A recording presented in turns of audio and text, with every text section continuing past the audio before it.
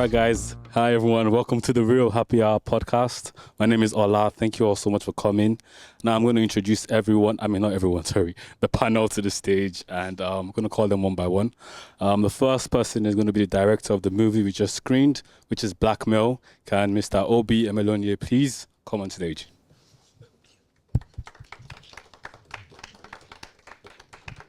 Thank you very much. Please see.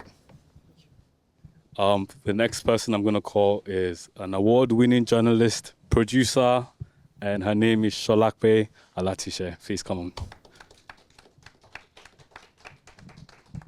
I think I'm going to stand so everyone else can see. I'm going to call one of the actresses in the film. Her name is Emma Fletcher. Please, Emma, come join us. Fletcher. And the fourth person joining us is James Sagoe, a friend, business consultant, content producer, and thank you all very much for joining us. I'm going to start with Obi and Emma first because obviously they're very involved in the film. So Obi, can you please tell us the journey towards making this film, because you're the writer and producer. So take us through the journey. But before that, how are you? Just start from there. Thank you very much for showing up on a cold Tuesday night to support what Ola is doing, which is trying to celebrate Black filmmaking, to support filmmakers and film projects that have Black people at their center, whether it's in front of the camera or behind the camera. So I've been doing this for a while. If I give dates, you would start to guess my age, so I would skip that bit. But in the middle of lockdown, about April 2020, I got an email, this exact same email in the film, that said, "We've been watching you for the past 90 days, and we know what you've been doing." They gave my password for my email, which was the hook, and I was spooked. I started changing passwords for everything from banks to social media, and I called my wife and said, "This is what I found," and she said, "Forget it, they're spamming." But I couldn't forget it.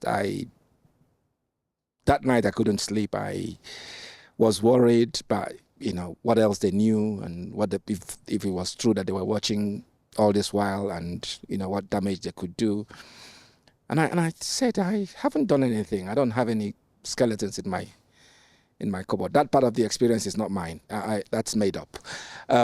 So I said, what if actually somebody had something to hide and they were kind of cornered like this? How would that pan out? And I started writing the script that night. I searched online to see if stories about sexploitation or whatever they call it had happened. The only thing that I saw was one episode of Black Mirror that said, I think the title is "Shut Up and Dance." And I said, okay, that's a different post-apocalyptic treatment of that subject matter. I'm going to give it a more contemporary, more everyday treatment. And I started writing the script that night. And in October of the same year, in the middle of lockdown, people like Emma were foolish enough to join me in a bubble to make the film. And that's essentially the... Awesome. And Emma, how did this whole project come into your orbit? Thank you for having me. Can you hear me? Yes. Great. And how are Okay, you, first well, of all? Good, thank you. How are you? Well, I am going to give a few dates away. Obi Emelonye. So obviously I worked with Obi on The Mirror Boy in 2010, and I said to Obi, I cannot wait to work with you again, and nagged him, and I hope he doesn't mind me saying, but I did get offered a part in The Last Flight to Abuja. And she turned it down because she was afraid of going to Nigeria. I wasn't going to say that. But there was a war, wasn't there, going on, and it wasn't the right time, and so I kept nagging Obi, saying, please cast me again. And the phone call came during COVID, and Obi imparted the story that he's just shared with you. And oddly enough, I'd had a similar situation that I shared. So I also used to be a teacher, still do tuition sometimes, and a very dangerous thing to actually, you need to have PowerPoints when you're doing a lesson. And I was just carrying out research innocently for an image that I needed. Very dangerous to put in one woman and two men. A very dangerous thing to put in the internet. I just literally was looking for an innocent picture of one woman talking to two men so that I could say to the students, what do you think this image is about? And this image came up. This is the thing. It was a really innocent image of a woman talking to two men at a round table having coffee. That's the image I want. Fantastic. Perfect. That's going in my PowerPoint. So I clicked on this innocent image, and what came up next made the jaw drop to the floor and quickly came off of the website. And about 3 months later, I got the ominous email, very similar to the one that Obi got. And although I knew I hadn't done anything that was risque, certainly not in front of the camera, your brain goes, hold on, but my laptop could have been open, my phone, what if I'm just innocently walking around my bedroom? What ifs go into your head? And I said to Obi, when I read the first draft of the script, this is brilliant, because it is cross-cultural. This is a black film. This is a cultural film, but it's bigger than that for me, Obi, because two friends watched it the other day, and they gave me the best feedback they could give, and all they said was, we are all Chinder. And I thought that is such great feedback, because we are.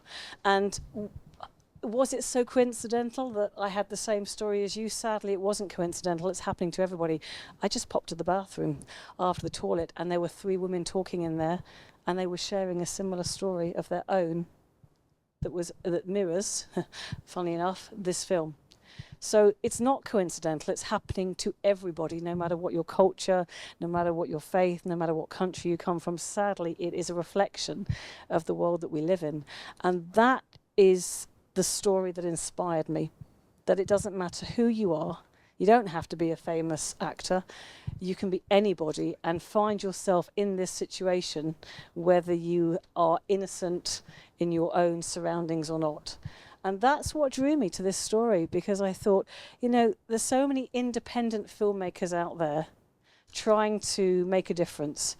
And Obi is making a difference. And when you see, I feel all emotional now, but when you see something like this, whether it's on the big silver screen or on your box at home, let's applaud people like Obi for making that difference, and let's get the message out there that we are all children. I need money. And money. No, thank you very much for that. Solape, so we've got a back story of how we got this story and this production. So now, as a first-time viewer, maybe second-time viewer, what is your opinion of this film? Like, how did you receive this film? I think for me, I tried not to watch it until like yesterday, because I really wanted to kind of give a first take, if that makes sense. So this is my second time watching it today. And I think what I would say is there's a lot of moving parts in it. And I think, like what they both said, really, it is something that people go through all the time. I mean, even me myself, I've had to like change my passwords because I was told that like my email's part of a leak, and they were trying to like. Comes with being Nigerian. Oh gosh, yeah. So yes, you have to change your password. So yeah, I think it's something that we can all unfortunately kind of understand the concept of. So I think in that regards, it was very much personable for people who are watching it. And James, same question. Hello, good evening. Is it on? Can you hear me? Yeah. Okay. So, first time watcher as well of the film. He's written notes. I did. I took notes around the film. So, different take. Instead of really reflecting or focusing on the the phishing or scam email, my take is on the whole concept of spectacle. And so I'm not too sure whether it was intentional or in fact he was an actor. And obviously what do actors do for a living? They're watched.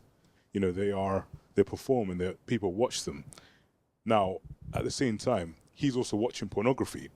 And there are people watching people who are performing the pornography in order to be watched. But then it's almost like there's a bit of a parallel here. So obviously as an actor, his life is being torn apart by this scam, this phishing email. Same time, I don't know whether there's a parallel between whole concept of pornography and sex trafficking. So those girls are being sex trafficked. And so I'm not too sure if that was like a layer which you'd intended to bring out. I never thought about that. That's deep. So. Yeah, I think in deconstructing films, or whether it's a book or a piece of research, there are aspects of it that you do consciously and find correlations, but there are some aspects that are organic, accidental, and I think in trying to feed the backstory for the crime element of the story, we dabbled into areas that have come to kind of organically match what we're trying to say. But it wasn't all laid on the table with a huge plan to find a correlation across the themes that we dealt with. So it's something that I'm learning, and sometimes you put out a piece of work and you start to learn it from people's perspectives, and it's a great perspective to have. Thank you. Can I just add one more point as well? Sorry. Just one more thing. So also, not just aside from sex trafficking actor, but also the fact he went viral. Now, there seems to be some sort of human fascination with the whole concept of sex tapes. I don't know if anybody's heard of what's happened in Equatorial Guinea recently. You've heard about it. So I don't know if anybody's unaware of what's happened. There was quite a senior level government official who basically had about 400 videos of himself with multiple women, wives, sex tapes that have been released. And for some reason, the internet has grabbed it. It went so viral that even BBC picked it up. Now, I've always wondered, what's the fascination of like a sex tape? Like, why do people want to watch that? And I think the fact it went viral here, and obviously his fear was his life's going to be ruined, and at some point it was actually released as well, and everyone's reaching out to him. It's like, what's the human fascination of going viral or viral videos? Once again, that's a very strong academic extension of our ideas. I think, like you said, as an actor, he's looking to be out there. And his friend once, in one of the lines, said, "I've seen people blow on sex tapes." Yeah. So it's he might have eventually blown on that sex tape. However, it is the time of explosion, the time of release of the sex tape is when the most dangerous aspect of it happens. Beyond that, when the dust settles, you might have something to grab on to move to the next level. And I think people are, this is what people do in behind closed doors, but there's a human fascination for seeing other people do it, and to look at somebody else's story. And just like our Equatorial Guinea man, he's become very famous, and has given Nigerian comedians fodder for the next few years. So it's a fascination that it's there, and the aspect of social media, which is, once I finished writing the script, I took a plaster, and I took a plaster, a proper plaster, and put it on my laptop. It's still there up to this minute, and it's that, how would I call it, that vulnerability, that fear, trepidation to not give away anything, and because I can see how, from my research, and the statement about 7 suicides in the UK in the last 4 years, that's correct statistically. So people's lives have been destroyed, and people have developed content from it. It's some people are laughing and some people are crying situation. one thing I really enjoyed is how diverse the story was. Like, I enjoyed how every character, we just sort of told their story. You know, we had OC's story, we had Ego's story, we had the lady, can't remember her name, her story. So I just really enjoyed, and there was another language in there, so it was not just a Nigerian film, but it was like a Russian. like it was a very diverse film, which I really enjoyed. What were shocking bits of this movie that you were not expecting? Like, Solape, what? Oh, that's a really good question. What was I not expecting? I think, let me have a think, just because I wrote down a couple of things here, actually. I guess there wasn't necessarily anything I wasn't expecting, but what I was going to ask, if that's all right, is obviously the whole idea of the Russian trope, the Russian being the bad guy. What, how did you come to the decision of you know, we're going to go with the Russian line, if that makes sense? Because I have to admit, as soon as I heard the voice and I heard the language, I thought, oh, where's this going to go? Like, so how did you make the decision to go with that? Yeah. I think as a Nigerian, you know what I'm going to say, as a Nigerian, we are usually the ones on that side of the fence, the ones being stereotyped, the ones being profiled. And I just wanted to turn the script a little bit to change that, you know. And statistically, Ukrainians and Russians are very well renowned in that world of, you know, cyber violence, if you call it that. So and also when I was at university in Nigeria, I studied Russian a little bit. So it's a language that I understand, and I think I thought it would bring a certain exotic language to the mix. I wanted to counter that though, because what would you say to the argument that perhaps you are, so like how when we watch things sometimes and we're like, oh, the Nigerian's always the one that's doing 419 and doing all of that. Like, how did you consider that perhaps you were reinforcing a stereotype for another group of people?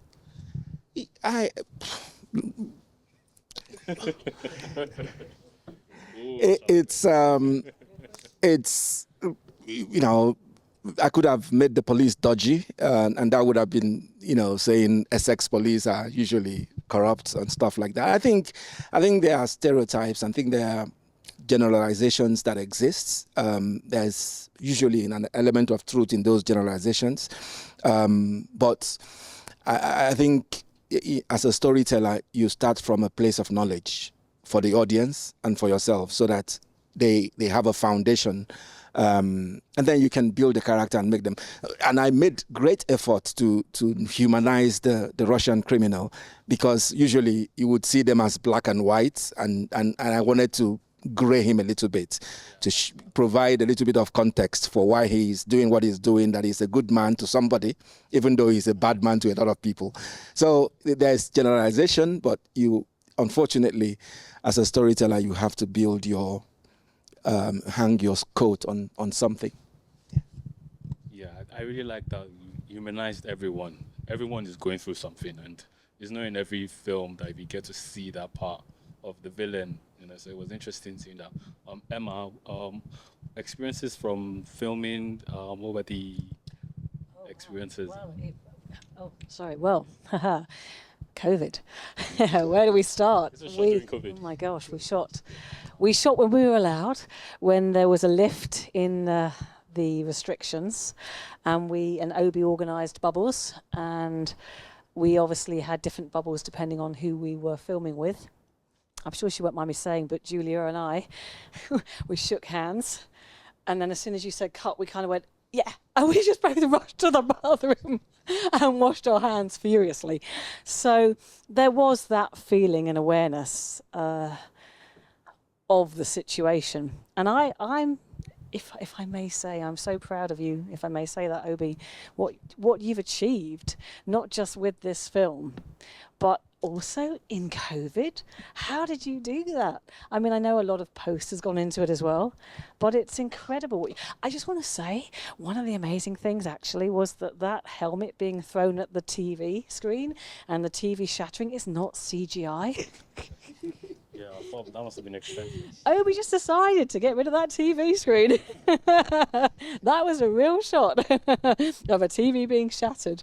Can I just add to what you were saying, though? Because I think, for me, one of the things that's so powerful about the storyline also is the fact that for most of us, I mean, I can't say that everybody feels this way, but I think for most of the human race, having a sexual intimacy with somebody is just that. It's something you do, usually behind closed doors, and it can, for many people, make and break a relationship.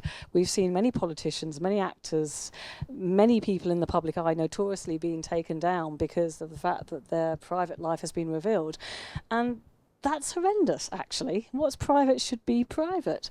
And so for me, as an actor and looking in at the characters, I felt quite incensed in my character that how dare an actor be taken down for what he does privately? It could have broken his relationship. It could have broken his career.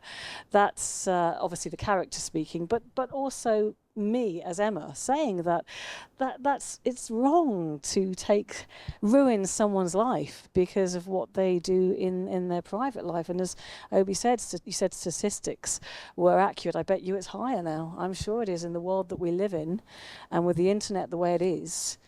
A few of the Equatorial Guinea young ladies have committed suicide. That's what's out there. Yeah, so it's Well, I mean, what I mean is, even though the statistics are accurate, I'm sure, I expect every second they're changing is what I mean. And again, so it is a powerful message. And I really love that fact as well, about the fact that I kept saying that to my friends after they'd watched it. What did you think of the Russian story? Because as he says in character, that everybody basically has a boss above them. Everybody has their modus operandi. And I guess even evil people don't think they're evil. So everybody has a reason for being. And you often hear actors saying that when they have to portray somebody that is seen to be evil, they still, as I do myself, have to find a way in to that character. What makes that character tick? And you have to actually learn to love the character you're playing and find a reason for their being, a reason for what they're doing. Yeah, she didn't figure it out, did she? She sort of, at the end, suddenly goes, "Oh no, I was in the room and I missed all the..." What was that about? What was she doing? But great character to play. I mean, I loved every second of it. I loved every second of working with Obi. And he had us laughing a lot on set as well. Let's do we had a laugh. A conversation about the business side of filmmaking and the journey of actually. No, this is this is where you're really going to shine. It's just the business of filmmaking and how this came about in terms of just developing this film. Because some of us here might be filmmakers, and the fact that you did this like around COVID, that must have been even harder. So just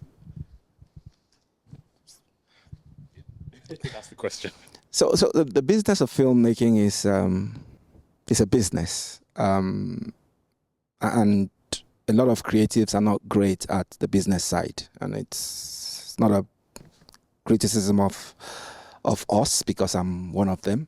I hate talking about money, but it's the reality. We are so consumed in our dream world that we forget the reality of the pounds and shillings. But when, my advice to anybody who remotely wants to get involved in the industry is to do something. When I started making films, we were selling films on DVDs and stuff like that. Today, you can shoot a short and make it go viral in a matter of days. You can self-broadcast. You can do stuff that never existed before, because it's like football. You're as good as your last game. Your calling card for the next project is what you did before. And once you have something like, that you've done, then you can have conversations. Usually you should do that with your own money. your own resources, so that when you are approaching somebody else to invest, they would have seen you invest your bit.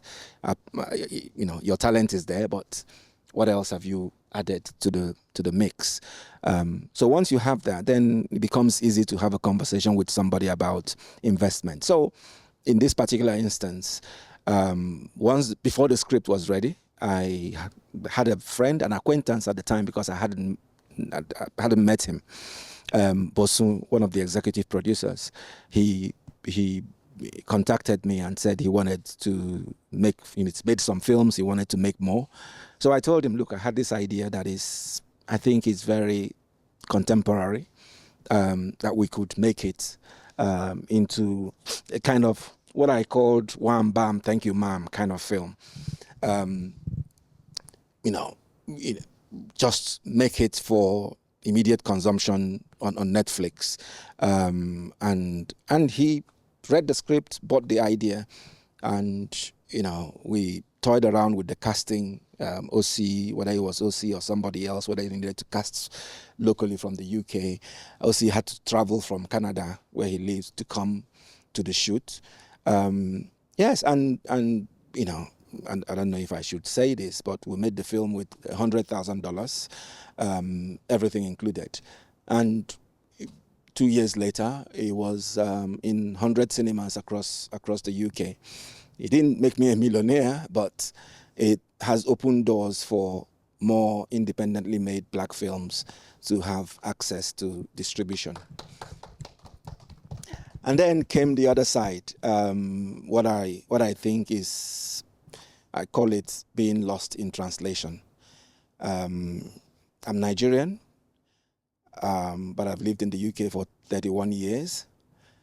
And in spite of that time, in spite of what my passport says, I'm considered not British enough. To give you an example, Blackmail was pitched to Netflix UK, and they said, oh, it's a good film, but they needed more mainstream people in it for it to fly. I said, how do you get mainstream if you don't support the beginners? Is it a good film or not? At least you could, let's talk about the valuation here. But if it's a good film and it's UK made and it had the biggest release, theatrical release of any black film independently made in the UK, it's opened festivals, it won awards, you should give it a chance. That's how you get the big names. The people in it will now become the next big names. But they weren't listening to that. Okay, we'll go to Nigeria. Netflix Niger. They watch it. They say it's one of the best films that they've seen made by a Nigerian. However, it hasn't got what they called hyper-local. So it wasn't hyper-local. So it wasn't made in Nigerian language. It didn't have a lot of recognizable Nigerian artists, even though it was funded by a Nigerian, written by a Nigerian, produced by a Nigerian. All of those did not count. So I wasn't British enough, and I was also not Nigerian enough. So Netflix passed on it, and that's the problem that we have as diasporans, because we are trying to embed here, we are trying to still have a local connection back home, and that puts us in a hybrid mode where we neither belong here nor belong there. So in the end, it was acquired by Amazon Prime and started streaming there in September this year, nearly 3 years after it was made. And in that time, I've had to keep my investors happy. I've had to protect my image and my name and my reputation, because the next thing would be on social media, this guy collected money from me, promised me that he was going to turn this around in 1 week, and we are waiting 3 years down the line. They will call EFCC, which is the Nigerian police force responsible for crime and financial crimes. They'll call them on me. So I try to manage that by using funds from other projects to draw down my my exposure to them, and to show goodwill, to say, look, I haven't sold the film and run away. The film is going to sell eventually. So it was as Emma would attest, a huge relief when eventually Amazon Prime took it. And that tells you that if you try and make a decent project, you believe in it and you keep pushing it, someday somebody will take it off you. Thank you. We've run out of time here, but we can take this conversation upstairs. So thank you all very much. This is not the end. This is just part 1 of 2. Now we're going to go upstairs and we'll continue the conversation.